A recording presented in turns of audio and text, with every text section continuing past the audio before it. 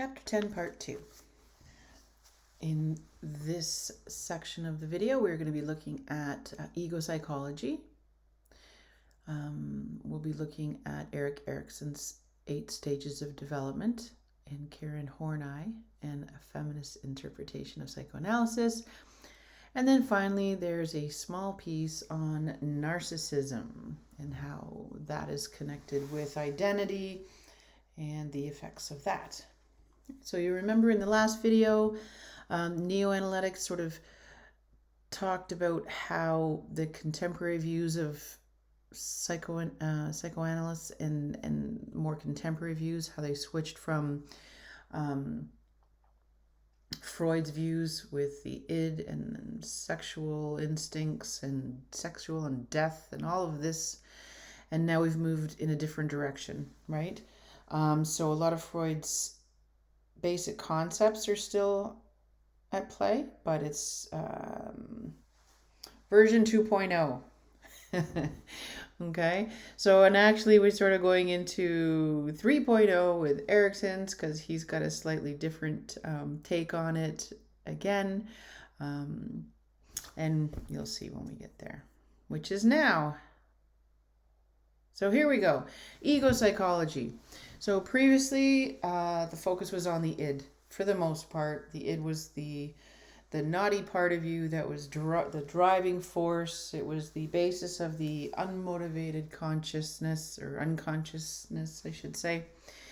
So along comes Erik Erikson. So he emphasized that it's the ego that's a powerful and independent part of the personality. And its main function is to develop your identity. The primary function of the ego, establishing a secure identity, which is your sense of self. It's all about that. And when we go through the stages in his personality development, you'll see that each stage that you go through, there's an identity crisis that you have to overcome. And if you do not overcome that, there are effects to your personality and who you become as an adult. So ego is involved in mastering the environment, achieving goals, and establishing identities. It's a lot about involved with like who you are out in the world. Okay. Differences, challenges at each stage are social rather than sexual. So Freud, everything was a sexual crisis at each of these stages, whereas Erik Erikson's are social, right?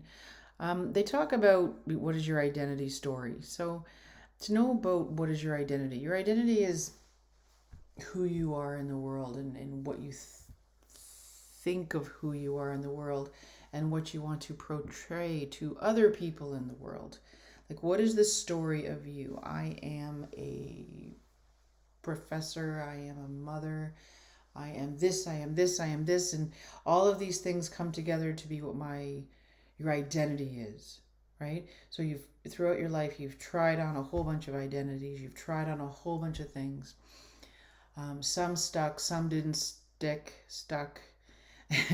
And, well, for me, I am where I am now, and I have my identity. You guys are, for the most part, quite a bit younger. You're probably still, probably resolved a lot of it, but it is a continuous process that you go throughout your whole life. Your identity, according to Erikson, you're constantly evolving and reevaluating and editing your identity. So let's look at the stages. I have a picture lower that has more information about these stages, but these are the basic 8 stages that go throughout life. Personality development continues. Oh, that's supposed to be through. Oh, it's hidden behind this picture. I'm going to do it right now in the middle of my video. And I'll make a correction. Continues throughout the lifespan. Do you remember when Freud, his goes up to age 6 or age 8, and then you get into latency where nothing really happens? And you get into genital and still not a lot happens. Very different from Freud in that respect, that this one, personality development, continues throughout the lifespan. Crises are of social nature, not sexual, which I mentioned. They're called psychosocial conflicts, not psychosexual. Two things that he agreed with Freud on, well, maybe not outwardly, but it's consistent with Freud's models, is that it's a stage model of development. You have levels, you have stages that you go through, and each stage has a conflict that you have to. You're involved in a conflict, and either you're successful or you're not.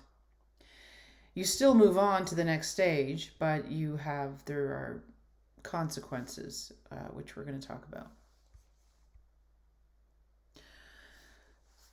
So this sort of lays it out a little bit better. It's got, an idea of what the ages are beside those things, right? So when you're looking at infancy, and the first one you're looking at is trust versus mistrust. So honestly, what I would do is go through the text and sort of pull out the key points. Like, what is the conflict? What is the main conflict that they're dealing with? So in this one, it's trust versus mistrust, like the world, kind of, right? So if the infant is well taken care of and all the needs are met and it's warm and happy and loved, then it's going to learn to trust people. Right? There's trust to future relationships. People are generally good. The world is good. Now, if they do not have these things, right, they're not taken care of. There's things missing in their care. Then they learn not to trust. Right? They don't feel stable. They don't feel safe, and they learn to not trust each other. Maybe be suspicious of others. And then there's a degree of isolation, sort of, when others are around, right? Okay. So then you move on to toddler, which is autonomy versus shame and guilt. When they're a toddler, between the 1 to 2, whatever years old, they're up and running around the room, right? They're up and they're moving and they're trying stuff out. This is all about, what can I do? I can run around. What do I control? Mastery over things.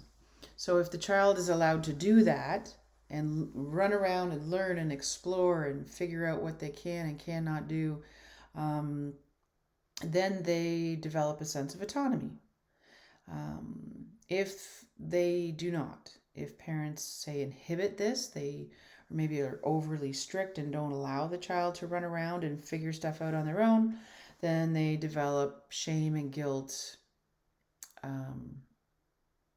because they aren't able to explore the way that they want to explore, that they're sort of naturally supposed to explore.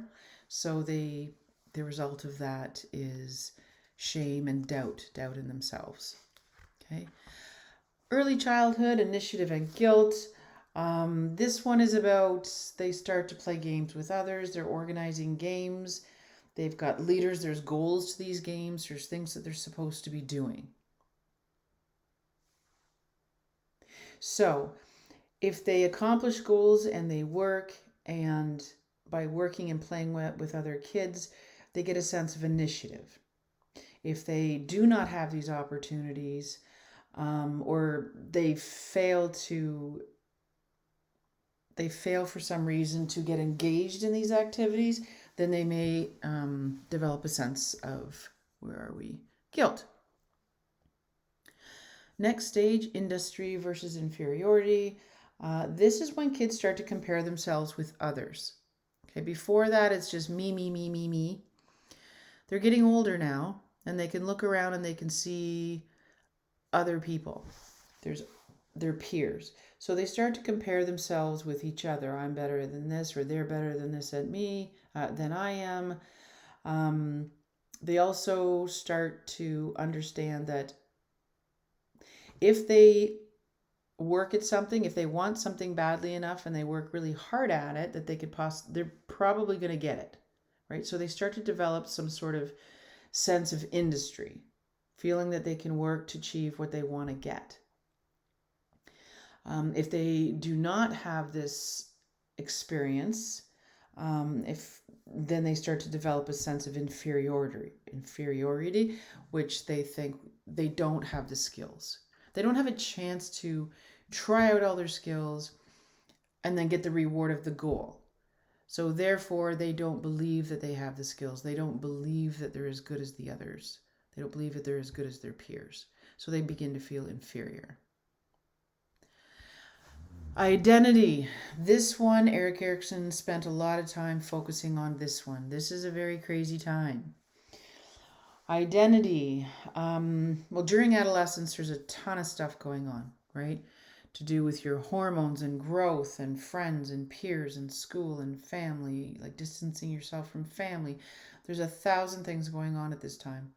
He really did focus on identity, though. The identity achievement during this time is really, really important. During this time, he states, this is when teenagers try on different identities. Okay, they'll try on, what did he give?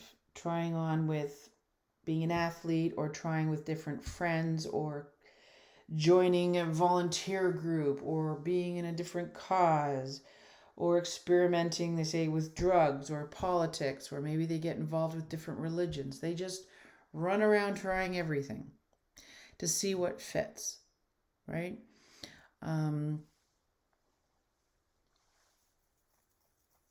If they are successful, they'll pass through all of these things, all of these stages. They pass through adolescence and they come out on the other side. Oh, which should be you guys. Because that's, up to 18. So 18, 19, 20, hopefully you've come through this chaotic time and you've come through with some sort of sense of identity. It's not complete by any means, but you're on the right path and you've discovered some things about yourself. If you have not, then that is the confusion part, right? They have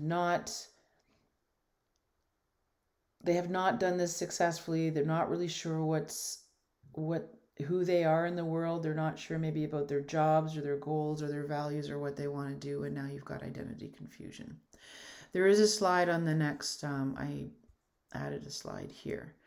In the text, they talk a bit about Marcia, her 4 statuses of identity. So we'll come back to that, what these things mean. Where are we? Okay, so early adult intimacy versus isolation. It's during this time, 19 to 39-ish, is where people are generally really valuing and looking for and valuing relationships with others, right? So you're looking for someone who you can grow with and have nurturing, inspiring relationships, mutually satisfying, intimate, yada, yada, with whomever that might be. And then, of course, if you do not find that, there is isolation. That has its own downfalls. Middle age, 40 to 65, generativity versus stagnation. You guys are not even close to being there yet, so this one might be a little harder to understand. So this one is concerns. The main question is whether or not a person has generated something that they really care about in life. So at this point, the crisis at this stage is that when people step back and look at their adult years, they might get the feeling that they're spinning their wheels or stagnating. So are you doing something useful in the world, or useful to yourself, or useful with your kids? Like, have you done something useful with your life, really? Like, are you doing something useful with your life? Or like spinning its wheels. I think it gives the example of like if you have a teacher who care deeply about their topic versus teachers who don't, right? Like if I say, I do, but maybe you might have a teacher or professor. I had one. He was at Fanshawe, because I went to Fanshawe for a year because I was naughty in high school and didn't get good grades. So I went to Fanshawe, and the teacher, just honest to God, did not care about his job. He just sat there and he read from the textbook in this monotone voice, literally read from the textbook, and he could not care less to be there. I don't even know if he knew we were there. But anyways, that would be an example. Like, what is he doing there? He's not doing something that he loves. He's not inspiring his students. He's not, like, what are you doing? So that would be stagnation here. Okay. And then finally, integrity versus despair. This one's a little sad when you read it. This is about preparing for the end of life. We start the process of withdrawing from life and preparing to face death. Okay, at the age of 66. I think this is a little dated. But anyways, when you reflect on your life, are you happy with what you've done? Or do you still feel like, I wish I had done this. I wish I had traveled more. I wish I had spent more time with my kids. I always wish I did get that degree and I never did. All of these things. Do you look back and wish you'd done more? Or do you look back and think, yes, I rocked that. I did everything I wanted to with my life. Maybe one or two tiny things, but generally you're pretty happy with how you did. Crisis that occurs at each stage. Yes, we talked about that. Okay, the next statement. This is a little section on identity development. This is just identifying where somebody is in the process of their identity development. So she has Marcia. I don't think it's Marcia. I think it's Marcia. 4 statuses of identity. So there's 2 parts to the process. Okay, there's exploration, which is examining alternative identities, occupations, ideologies. The exploration part of trying to getting out there and figuring it out. Then there's the commitment, where you find one and you say, that's it. I'm going to go with that. I like this one. I feel connected to this one. This one makes me feel good. It feels right. Okay? Those are the 2 pieces. So, she identified 4 statuses. Okay? Where you are on this identity journey, as they say. So, identity diffusion occurs when individuals have not yet experienced a crisis or made any commitments and shows little interest. So they're not exploring anything, really. Not really interested. They just kind of hang out, don't try out stuff. They don't explore. They're not committing either. That's where they are. Identity diffusion. Sometimes it helps if you try to think of someone who's maybe in that state, and then it can help you remember these definitions. Identity foreclosure. This occurs when individuals have made a commitment but have not yet experienced a crisis. So for some reason or another, they've committed to an identity, but they never did really go explore. So I know somebody who, and we all know somebody maybe like this, whose parents had a certain career and it was very successful. So that person, back in high school, I remember them saying that this person was actually really jealous of us because his career had been set out. He was going to be this, and that's the way it was going to be, and this is where his life was going, and so he had made that commitment, and that's where he was going, as opposed to the rest of us running around not knowing what we're doing.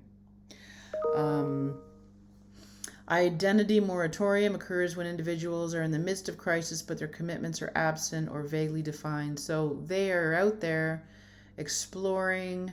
They're in the middle of all these crises, and they haven't made any commitment yet. That sounds like a bad thing, kind of, but it's not really. It means they're in the process of doing this. And then finally, identity achievement occurs when individuals have undergone a crisis and have made a commitment. So ideally, you want to be in identity achievement at some point in your life, right? You've done all sorts of crazy things in your life. You've explored religion, you've explored travel and school and different types of jobs and different types of everything. And finally, you've committed kind of to who you are. You figured it out, for the most part. 80%. Okay, so that's the end of that part. The next section was about Karen Horney. They actually put the how to pronounce that in the textbook. Anyways, she was a feminist psychoanalysis psychologist. So it was back in the 1930s and 1950s where every psychologist out there was a white dude. And there was Karen Horney. So she worked in a male-dominated university or wherever she was, American Institute for Psychoanalysis at the time. But she brought a feminist perspective into this, which of course they didn't like. She questioned some of the paternalistic notions of Freud's psychoanalysis. She reacted to his theory of penis envy. She reformulated some of the ideas to generate a more feminist perspective on personality development. So her big one was that this idea that girls are jealous of a penis and really want one and blame their mother for not having one is not true. She's saying that it was not the penis that the girls wanted, it was social power. Girls realize at a young age they are denied social power because of their gender. They don't want a penis, they want the social power and preferences given to boys in the culture of that time. So she's also the ones that really stressed how culture and the social environment plays a big part in our personality development and a big part in everything. That is not something that the Freud psychoanalysis male psychologist thought at all. So she was the first to say all these things. So one of the first psychoanalysts to stress cultural and historical determinants of personality, she coined the term fear of success, right? So females at the time would have fear of success. I mean, if you're successful, that's threatening to males. You're seen as what? Probably an aggressive, nasty bee, they're not going to like that. So females have fear of being successful because they're going to be seen in a negative light or possibly, overstepping their role, their gender roles as females, right? She stressed the concept of feminine and masculine gender roles. It wasn't called at that time, but she was talking about how society shaped how girls were supposed to see themselves, which we now call feminine gender roles. She stressed the difference between gender differences and sex differences. Huge. Then in 1941, all white male colleagues voted her out because they didn't like how she was skeptical against Freud and his ideas. They didn't like what she was doing, so they kicked her out. She left and she founded her own American Institute for Psychoanalysis, which turned out to be very, very successful.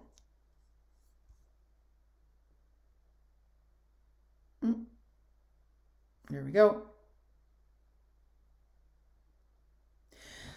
Small section on narcissism. The reason this is here is because it talks about ego psychology, emphasizes the role of identity, which is experienced by the person as a sense of self. That is the lead into this narcissism piece. Most of us engage in a self-serving bias. So most of us, it's sort of a natural thing. You tend to take credit for the successes in life and sort of deny responsibilities for failures. It's not maybe outwardly deny them, but maybe you have other ideas for why you failed something, right? When you fail a test, your first thought is, I didn't study hard enough. I could have done this better. I could have done that better.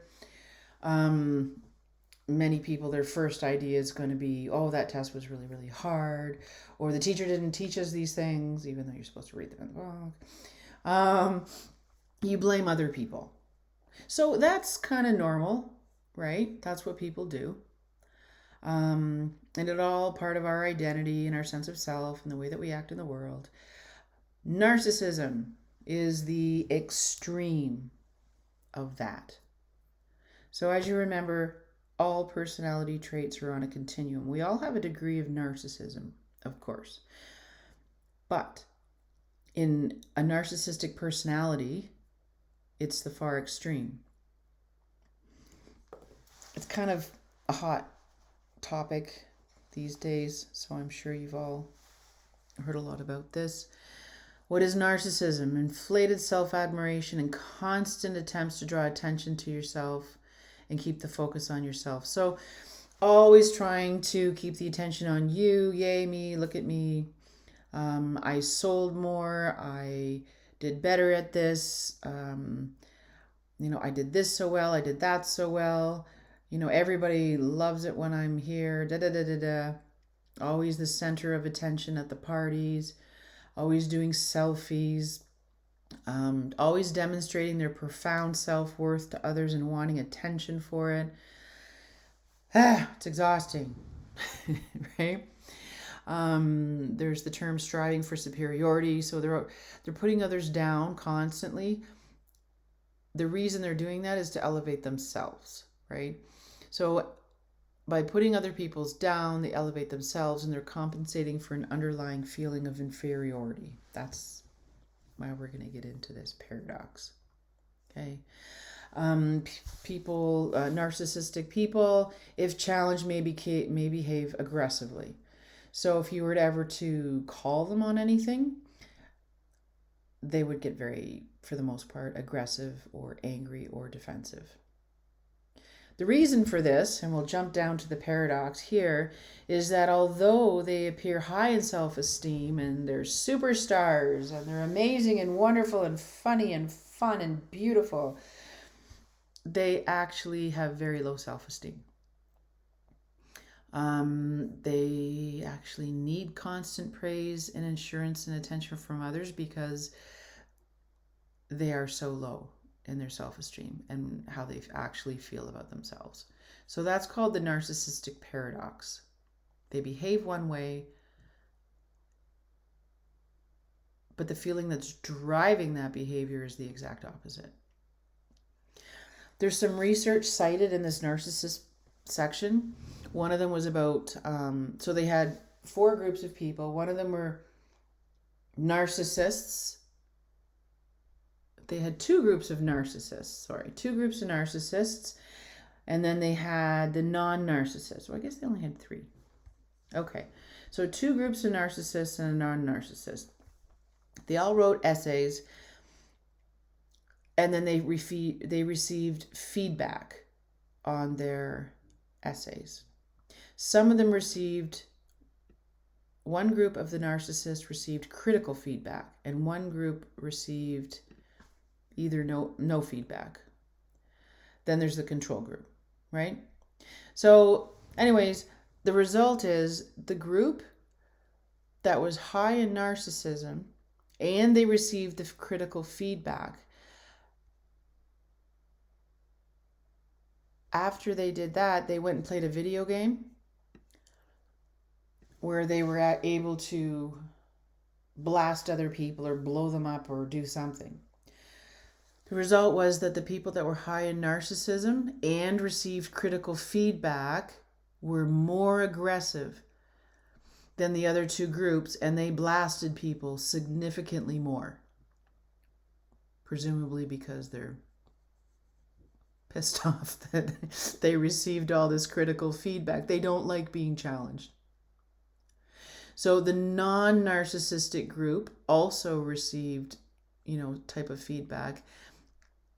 And then the neutral group received feedback, and none of them had increased blow-up scores on the video game. So take a look at that study and what it means. And there's a few other studies there on narcissism. So take a look at those 2, okay? I do expect you to read them and understand them. I'm not going to go through every single one. Just know the basic findings from the studies.